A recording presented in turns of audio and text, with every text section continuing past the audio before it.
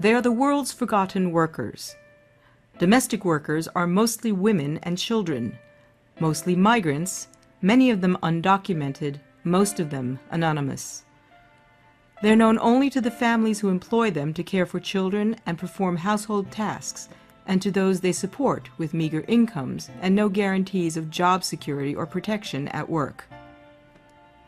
And many of the 52 million people aged 15 and up who make their primary living from domestic work have been forgotten by the world's policymakers.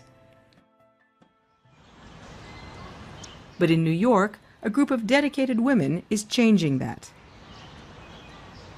Do you have friends that work in the area? Deborah Cole is a nanny and a member of an association called Domestic Workers United, or DWU. She finds domestic workers and tells them about their rights guaranteed under the law.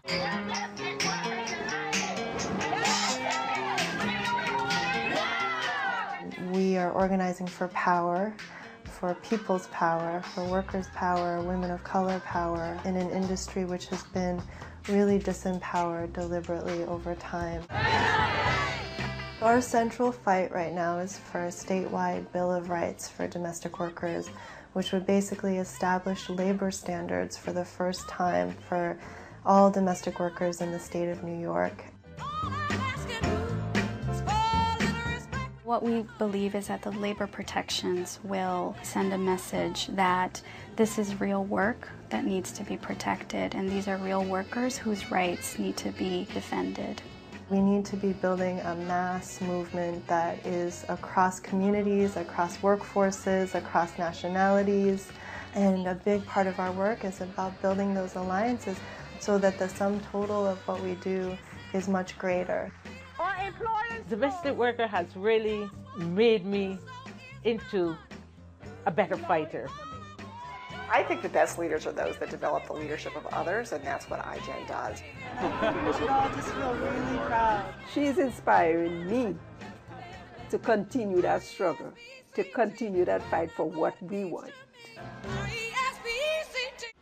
The DWU campaigned successfully for New York's Domestic Workers' Bill of Rights, a state law guaranteeing labor rights for domestic workers, the first of its kind in the history of the United States.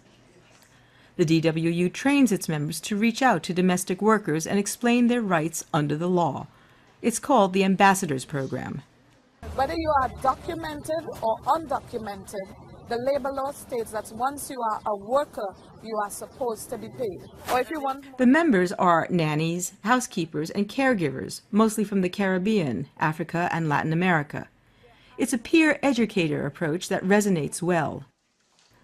By building relationships with key partners such as community groups and trade unions, they successfully campaigned to make the Domestic Workers' Bill of Rights a state law in New York. Priscilla Gonzalez is director. This law, this Domestic Workers' Bill of Rights, takes us out of the shadows and says, here we are, our work is valued and is worthy of respect and protection under the law, just like anyone else. Under their Bill of Rights, domestic workers in New York are entitled to the same rights as other workers, such as a 40-hour work week, paid sick days and holidays.